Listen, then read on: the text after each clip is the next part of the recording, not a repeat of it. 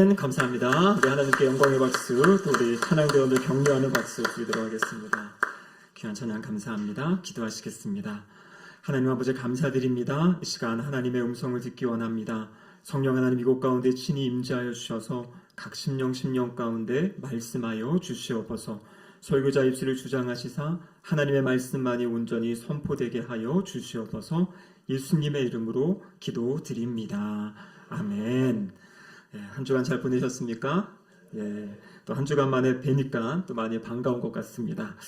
사람의 말에는 힘이 있습니다. 이 힘이 있다라는 것은 다른 말로 이야기하면 영향력이 있다라는 거죠. 그래서 어떠한 말 한마디는 사람을 살리기도 하고 또 일으키기도 하는 말이 있고요. 또 어떠한 말 한마디는 사람을 넘어뜨리기도 하고 낙심시키기도 합니다. 그래서 또 그 말은 어느 상황에 어떻게 주어지냐에 따라서 영향력이 다른 것 같습니다. 특별히 우리가 하는 말 가운데 큰 영향력을 남기는 말은 어떤 말이겠습니까? 한 사람이 마지막에 남기는 말, 어떤 유언과 같은 그러한 말들은 참 자녀들의 마음에 깊이 뿌리 내리게 됩니다. 오늘 우리가 읽은 이 디모데 후서의 말씀은 사도 바울의 유언과도 같은 그러한 말씀입니다. 지난 한 주간 우리 생명의 삶 큐티체 본문이 이 디모데 후서의 말씀이어서 저도 이 한 주간 이 말씀을 읽고 묵상하였는데요. 저는 이 디모데 후서 말씀을 대할 때마다 참 무게감이 있고 정말 이 30여 년 동안 하나님 나라를 위해 사역하였던 사도 바울이 마지막으로 자신의 영적인 아들에게 주는 그 메시지, 어떻게 보면 이 안에 아주 신앙의 중요한 또 핵심, 에키스가 있지 않나 그런 생각을 해보았습니다. 한 주간 제가 받은 그 은혜를 이 시간 함께 말씀을 통해 나누기를 원합니다. 방금 말씀드린 것처럼 지금 이 편지를 디모데에게 보내고 있는 사도 바울은 로마의 감옥에 투옥된 상황입니다. 성경을 보면 두 차례에 걸쳐서 사도 바울이 이 로마에 투옥이 됩니다. 근데 첫 번째는 제가 새벽 예배마다 이 옥중서신의 서신서들의 말씀을 나눌 때 첫 번째 사도행전 28장에 갇혀있는 그 상황은 그 가택 연금 상태에 있는 것이에요. 그러니까 자신이 그 집을 빌려서 그곳에 있으면서 로마 군인들이 그 주변을 지키고 있고 집 밖을 나가지 못하게 하고 있는 상황. 그 가택 연금 상태에서 사도 바울은 이제 4권의 옥중서신의 책을 쓴 것입니다. 근데 오늘 이 편지를 기록할 당시는 그 시간 이후에 있던 사건이에요. 그러니까 성경에는 사도행전에는 나오지 않고 이 역사의 기록을 통해서 우리가 알 수 있는 사건인데요. 이때에는 어떤 상황이냐면 말 그대로 진짜 감옥에 갇혀 있는 그러한 상황입니다. 특별히 디모데후서 4장 6절에 보면 사도 바울은 지금 자신의 삶의 시간이 어떠한 시간인지를 알고 있는데요. 이렇게 이야기하죠. 전제와 같이 내가 벌써 부어지고 나의 떠날 시각이 가까웠도다. 자신의 마지막이 얼마 남지 않았다라는 것을 지금 직감하고 있는 그러한 상황입니다. 이 전승에 따르면 지금 사도 바울이 있는 이 감옥은 지하에 있는 감옥이라 그래요. 아주 차가운 지하 감옥이고요.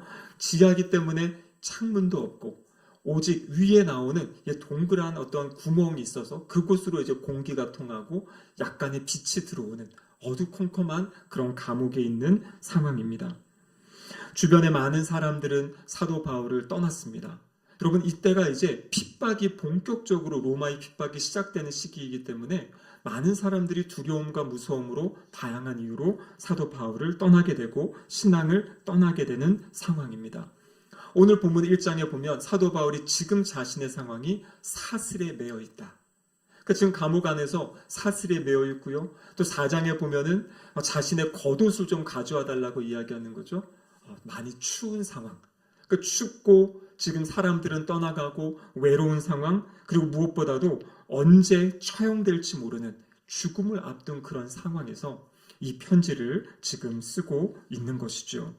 여러분, 하지만 이 사도 바울의 이 쓴 편지를 보면요, 그러한 어려운 상황 가운데 두려워하거나 무서워하거나 절망하거나 좌절하지 않습니다.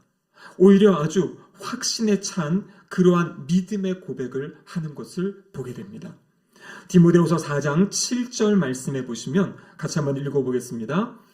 나는 선한 싸움을 싸우고 나의 달려갈 길을 마치고 믿음을 지켰으니 지금 자신의 상황을 뭐라고 이야기하냐면 나는 선한 싸움을 싸웠다 이렇게 이야기합니다. 여러분 어떤 싸움을 싸운 것입니까? 하나님이 사도 바울에게 맡기신 그 사역, 그 사명, 소명 그것을 위해서 끊임없이 고군분투했던 그 모습이 자신의 싸움의 모습, 씨름의 모습이라고 이야기하는 것이에요. 사도 바울은 자기 자신과의 싸움도 있었고요.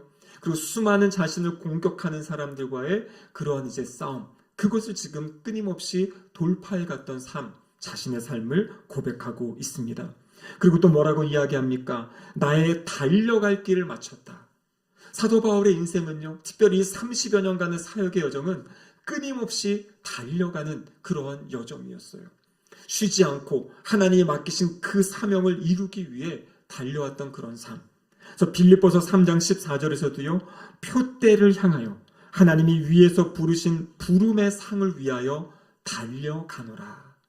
그래서 사도 바울은 그냥 유유자적하게 그냥 주어진 시간들을 누리며 즐기며 살았던 것이 아니라 어떻게 해서라도 하나님이 나에게 맡기신 이 사명을 내가 이루겠다.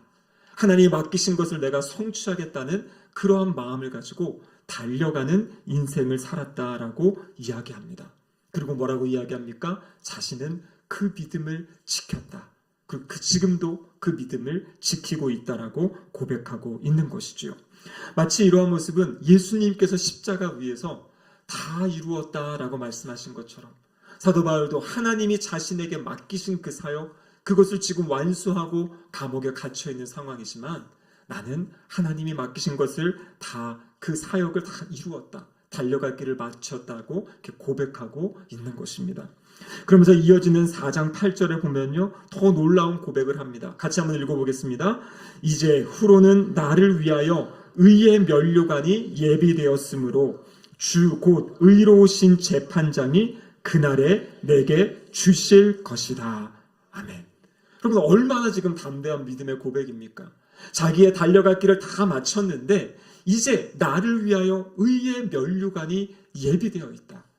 그리고 주님 다시 오실 때 재림하실 때 그 면류관 나에게 주실 것이다라는 그 확신을 가지고 지금 사도 바울은 고백하고 있는 것입니다. 여러분 생각해 보십시오. 자신이 가지고 있던 모든 것을 다 내어놓고 사도 바울은 이 당시 아주 총명한 장래가 유망했던 그런 사람이죠. 이 땅의 기준으로 봤을 때. 근데 하나님을 만나고 어떻게 합니까? 30년 동안 자신의 모든 것을 다해서 하나님을 섬겼습니다. 근데 그의 마지막 모습은 지금 무엇입니까? 감옥에 갇혀 있어요. 주변의 사람들도 다 떠나고요. 정말 춥고 배고프고 힘든 그 상황에 처해 있습니다. 여러분 우리가 이런 상황에 처하면 어떻게 이야기할까요? 하나님 제가 일평생 하나님을 섬겼는데 저의 마지막이 왜 이런 건가요? 하나님 이게 하나님의 뜻인가요? 그럼 이렇게 우리는 반문하지 않겠습니까? 근데 예수님의 마지막이 무엇이었습니까? 예수님의 마지막은 십자가셨어요. 사도 바울의 마지막은요. 이 감옥에 이렇게 갇혀 있다가 사도 바울은 목이 잘려서 순교하는 것으로 자신의 삶을 마무리합니다. 그러니까 사도 바울은 정말 이 땅의 것을 바라보고 산 것이 아니라 하나님이 약속하신 이 하늘의 면류관을 바라보고 산 것이에요. 그래서 땅에서의 마지막은 자신이 지금 감옥에 갇혀서 이러한 초라한 그런 모습 가운데 있지만 자신의 마음에는 자신의 심령은 지금 아주 강건하고 강한 믿음의 고백을 하고 있는 것이에요. 나는 하나님이 나에게 맡기신 이 모든 사역을 다 감당하였고 이제 하나님의 품에 안길 날을 나는 기다리고 있다. 여러분 이 마음을 가지고 지금 자신의 사랑하는 영적 아들 디모데에게 이야기하는 것입니다. 디모데후서를 보면요. 사도 바울은 자신의 삶에 대해서 걱정하거나 두려워하는 모습이 전혀 등장하지 않습니다. 오히려 남겨질 교회를 걱정하고요. 앞으로 이 사역을 이어받아서 해야 될 자신의 영적인 아들이면서 제자인 디모데를 걱정하고 염려하면서 이 디모데를 이제 격려하고 세워주는 것이에요. 그래서 디모데에게 내가 지금까지 주님이 주신 사명을 감당했던 것처럼 이제 너도 그 사역을 계속 지속하고 감당하여라 라는 그러한 메시지로 지금 이 디모데후서의 말씀을 주시는 겁니다. 이것은 하나님께서 오늘 저와 우리 성도님들에게 주시는 메시지인 줄로 믿습니다. 여러분 디모데는요 사도 바울과 함께 하였습니다. 1차 투옥 때는 디모데도 사도 바울과 함께 로마에 있었습니다. 근데 그 이후에 바울이 디모데를 에베소 교회로 파송합니다. 그래서 디모데는 에베소 교회를 담당하는 그런 목회 사역을 지금 감당하고 있는 상황입니다. 근데 이 지금 상황은요, 많이 사정이 안 좋아졌어요. 로마의 대화제 이후에 네로 황제가 본격적으로 지금 교회를 핍박하고 그리스도인들을 박해하는 상황입니다. 교회가 좀 시간이 지나니까요, 이단의 세력들이 나타나고 거짓 가르침을 가르치는 그런 사람들이 교회에 침투해 들어오고 있습니다. 교회를 이제 정식적으로 세워가야 되기 때문에요, 장로들을 세워야 되고, 그리고 성경에 보면은 어떤 과부를 구제한다든지 이 사역을 이제 하나하나 구체화해 가는 것이에요. 그리고 또 교회의 어떤 조직들을 세워가는. 그래서 지금 디모데에게는 이 당시에 에베소 교회는 상당한 규모가 있는 교회거든요. 사도 바울이 가장 오랫동안 사역하면서 수많은 사람들이 주님 앞에 나왔던 지역, 그 사역을 지금 디모데가 감당하게 됩니다. 근데 여러분, 디모데는요, 그 사역에 맡겨진 것이 이것이 자신의 힘으로 할 수 있는 것이 아니었어요. 성경에 보면 디모데의 모습을 뭐라고 이야기하냐면요, 연소하다, 어리다라고 표현합니다. 디모데전서에 보면 그래서 내 연소함을 업신여기지 못하게 너의 태도를 바르게 잘해라, 이런 말씀들이 있죠. 그래서 성경학자들에 의하면 이 디모데후서 편지를 받을 때 디모데의 나이가 30대 중반 정도 됐다고 이야기합니다. 교회의 장로님들 또 교회 어른들에 비해서 상당히 어린 나이에 지금 이 교회를 담당하고 책임져야 되는 상황이에요. 그리고 사도 바울은 디모데의 건강을 염려하는 그러한 이야기를 합니다. 너의 위장과 자주 나는 그 병을 위해서 이제 이야기를 해주거든요. 그러니까 디모데의 몸이 완전히 아주 건강했던 것이 아니었어요. 연약함이 있었고요. 자주 나는 병이라는 걸 보면 이게 연약했던 그러한 질병이 있는 육체적인 연약함이 있던 사람입니다. 그리고 성경의 이것저것들을 살펴보면 디모데의 성격은 어떤 막 리더십을 가지고 무엇을 막 끌고 가는 성격이 아니고요, 옆에서 사도 바울을 돕고 섬기는, 어떤 성경학자들에 의하면 약간 소심하고 내성적인 성격의 모습이 성경에 나타난 디모데의 모습이다, 이렇게 이야기하는 거예요. 그래서 지금 한 교회를 맡아서 특별히 사도 바울이 아주 정성을 들여 세워놓은 그 영향력 있는 그 에베소 교회를 맡아서 감당해야 되는데, 나이도 젊고 육체적으로도 연약하고 그리고 내성적인 성격의 사람이에요. 그러니까 이 디모데의 마음 가운데 있는 것이 무엇입니까? 내가 과연 이것을 잘 감당할 수 있을까? 내가 이것을 책임질 수 있을까? 그러한 마음이 디모데에 있었습니다. 아마 그런 자신의 연약함들을 사도 바울에게 이야기했던 것 같아요. 근데 여러분, 하나님이 쓰시는 사람을 보면요, 하나님은 다 모든 것이 준비되고 모든 것이 완벽하고 능력이 있는 사람을 쓰시는 것이 아니라 하나님이 부르신 사람을 쓰세요. 능력이 없으면 그에게 능력을 주시는 거고요. 하나님이 그 사람 각자를 부르시고 그에게 필요한 역할을 맡기시고 감당할 수 있는 힘과 능력을 주신다라는 것입니다. 우리가 잘 알고 있는 여호수아서 1장에 보면 하나님이 여호수아를 향해서 뭐라고 말씀하십니까? 두려워하지 말아라. 강하고 담대해라. 강하고 담대해라. 강하고 담대해라. 여러분, 3번을 반복해서 하나님이 말씀하세요. 마지막에는요, 백성들도 여호수아를 향해서 우리가 당신을 잘 따르겠으니 강하고 담대하십시오. 무슨 말입니까? 지도자의 역할을 감당한다는 것이 얼마나 큰 부담이고 짐인 걸 알기 때문에 또 그것을 두려워하고 불안한 마음, 그것을 위로하고 격려하는 그러한 모습을 보여주고 있는 것입니다. 여러분, 오늘 우리가 읽은 3절에 보면요, 사도 바울이 디모데를 향해 뭐라고 말합니까? 내가 밤낮 간구하는데 쉬지 않고 너를 생각한다. 4절에 보면 내 눈물을 생각한다. 그러니까 지금 디모데가 맡겨진 일을 감당하며 눈물을 흘리며 힘들어하는 모습을 보면서 사도 바울이 내가 지금 너를 위해 밤낮 기도하고 있다. 그렇게 지금 격려하고 위로하면서 이야기를 하는 거죠. 그리고 오늘 본문에서는 하나님께서 디모데에게 주신 3가지의 그 하나님이 주신 선물을 기억할 것을 디모데에게 이야기하고 있습니다. 두려워하고 어찌해야 될지 모르고 있는 그 상황 가운데 하나님이 너에게 주신 것이 있다. 그것을 기억하고 힘있게 일어나라. 그러한 메시지가 오늘 본문의 내용입니다. 첫 번째로 디모데가 기억해야 될 것은 거짓 없는 믿음이 자신에게 있다는 것을 기억하는 것이에요. 오늘 본문 1장 5절 말씀 같이 한번 읽어보겠습니다. 이는 내 속에 거짓이 없는 믿음이 있음을 생각함이라. 이 믿음은 먼저 내 외조모 로이스와 내 어머니 유닉의 속에 있더니 내 속에도 있는 줄을 확신하노라. 아멘. 지금 디모데 안에 믿음이 있다는 것이요. 근데 거짓이 없는 믿음, 이거는 외식하거나 가식적이지 않은 그 진실한 믿음이 있다는 것을 이야기하는 것이에요. 여러분, 사도 바울은 디모데가 그 맡겨진 사역을 할 때 다른 어떤 재능이나 어떤 기술로 감당하는 것이 아니라 믿음으로 감당할 것을 이야기하고 있는 것입니다. 여기서 보면 이제 3대째 믿음이기 때문에 그 믿음이 흘러와서 여러분 이것을 이야기하는 것이 아니에요. 바로 하나님을 믿을 때 하나님이 우리에게 주셔서 하나님을 믿게 되는 거죠. 하나님이 주신 그 믿음이 우리에게 있음을, 동일한 믿음이 있음을 기억하라 말씀하는 겁니다. 여기 우리 보시면은 신앙생활 이제 처음 시작하시는 분도 계시고 첫 해로 가족 중에 혼자 시작하시는 분도 계세요. 여러분, 근데 그 믿음은요, 하나님이 주신 믿음이에요. 성경에 보면 신앙의 우리 선배님들이 그 믿음을 가지고 하나님 나라의 일을 이루어 왔습니다. 여러분, 히브리서 11장에 보면 그렇게 되어 있죠. 믿음으로 노아는, 믿음으로 아브라함은, 믿음으로 요셉은, 믿음으로 모세는, 하나님이 부르신 사람들, 그 사람들이 그 모든 사역을 감당할 수 있었던 것은 하나님이 그들에게 주신 그 믿음. 그런데 이 신앙의 선배들에게 주셨던 그 믿음이 누구에게 있다는 것입니까? 디모데에게 있고, 오늘 저와 여기 계신 우리 모든 성도님들에게 있다라는 것이에요. 예수 그리스도를 구세주와 주님으로 믿는 그 믿음, 여러분, 그 믿음이 우리의 삶의 자리를 이기고 승리하는 근원이 되는 것인 줄로 믿으시기를 바랍니다.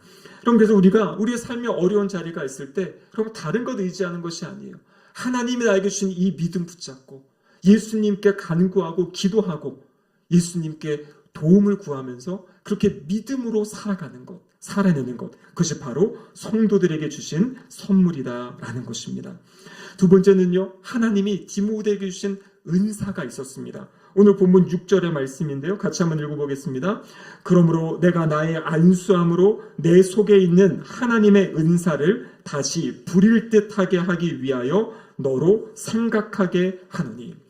지금 여기서 나의 안수함이라는 것은요, 디모데전서 4장에 보면 장로회에서 이제 디모데를 이 사역자로 세우기 위해 함께 안수했던 그런 기록이 있습니다.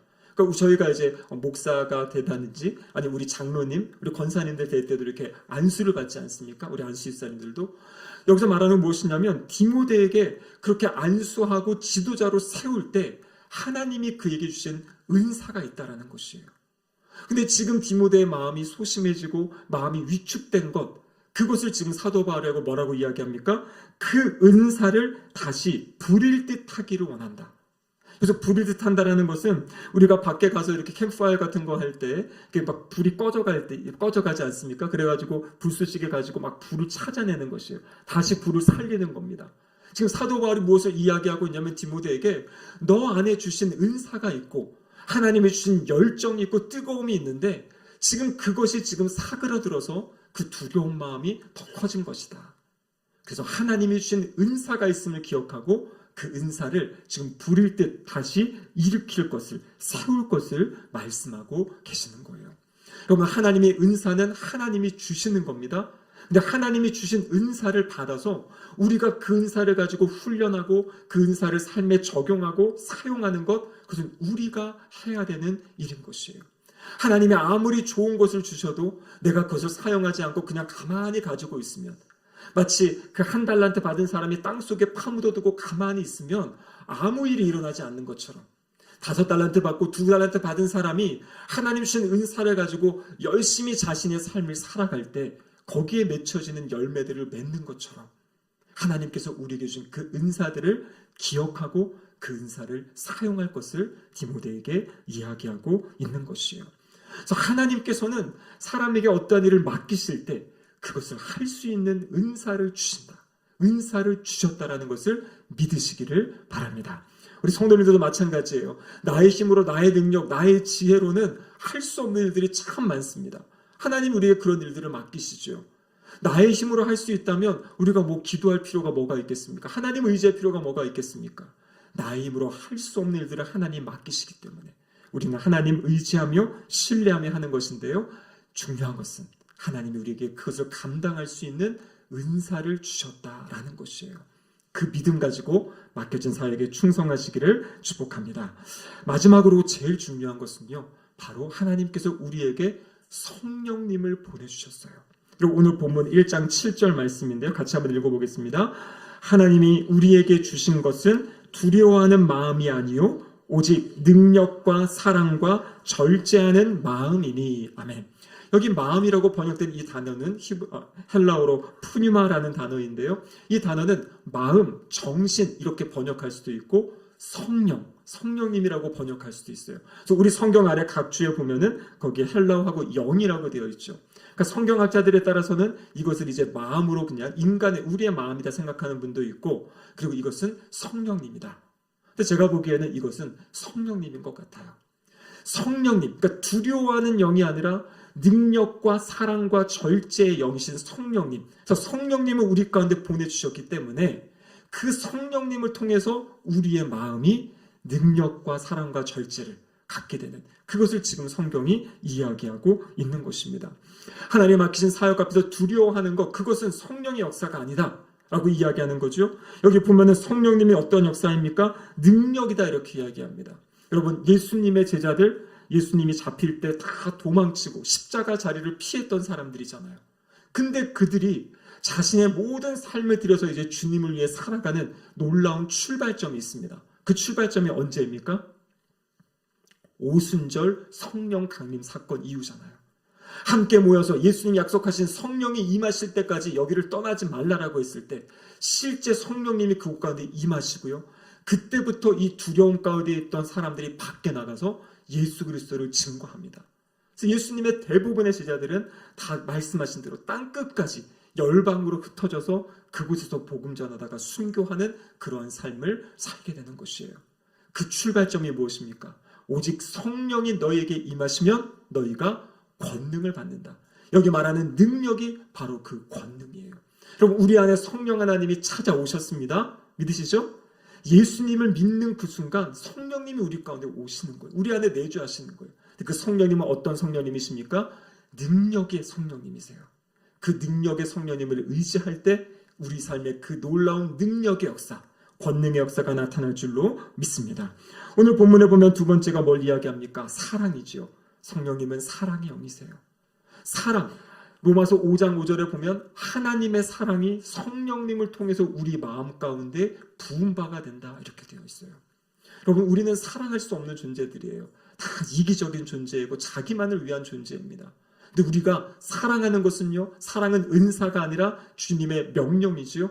근데 그 명령을 실천할 수 있도록 성령님이 우리 가운데 역사하신다는 거예요. 그래서 우리가 성령 충만을 간구하고 구하는 이유는 무엇이냐면 성령 충만함을 통하여 하나님의 사랑이 우리 마음과 심령에 가득 채워질 때 그 사랑이 우리에게서 다른 사람들에게 흘러가게 된다라고 말씀하고 계시는 거죠. 마지막으로 무엇을 이야기합니까? 바로 절제할 수 있는 마음을 이야기하고 있어요.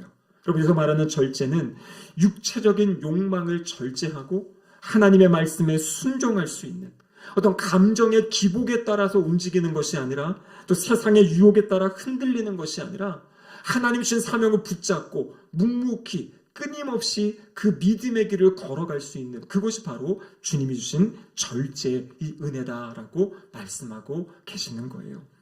여러분, 이것을 받은 디모데에게 다시 이것을 설명한 다음에 오늘 8절에 이렇게 말씀하십니다. 같이 한번 읽어보겠습니다. 그러므로 너는 내가 우리 주를 증언함과 또는 주를 위하여 갇힌 자 된 나를 부끄러워하지 말고 오직 하나님의 능력을 따라 복음과 함께 고난을 받으라. 아멘. 여러분, 지금 사도 바울이 갇혀 있습니다. 복음 전파의 결과가 죽음이에요. 근데 사도 바울은 무엇을 이야기합니까? 그것을 부끄러워하지 말라는 것이에요. 세상 가운데 주님의 복음을 전하는 것, 예수님을 믿고 산다라는 것에 대해서 부끄러워하지 말고 그 믿음 가지고 담대하게 살아갈 것을 이야기합니다. 그것 때문에 찾아오는 고난이라면 복음과 함께 그 고난을 받으라고 이야기하는 것이에요. 여러분, 부모는요, 자녀에게 가장 좋은 것을 주고 싶어 해요. 사도 바울은 영적인 자녀 디모데에게 가장 좋은 것을 주고 싶어 합니다. 그것이 무엇입니까? 복음을 듣고 복음으로 고난을 받으라는 것이에요. 그것이 이 땅에서의 삶은 힘들고 어렵고 죽음으로 끝날 수 있는 삶이지만 그것이 바로 영원한 하나님 나라에서 의의 면류관을 받는 그러한 영광스러운 일이기 때문에 사도 바울은 자신이 그렇게 살았고 아들 디모데에게 너도 그렇게 살아라. 이것이 가장 가치 있고 가장 의미 있고 보람되고 복된 일이다라고 말씀하고 계십니다. 오늘 주님 우리에게 말씀하십니다. 혹시 꺼져가는 우리의 심령들이 있다면 기도하시기 바라요. 주님 다시 살려주세요. 일으켜주세요. 하나님이 주시는 그 능력과 사랑과 이 절제의 마음으로 하나님 우리 각자에게 맡겨주신 그 소명의 자리, 사명의 자리를 주님의 뜻대로 이루어가고 살아내게 해달라고 기도하고 간구할 때 그러한 삶을 살게 될 줄로 믿습니다. 아멘. 기도하시겠습니다.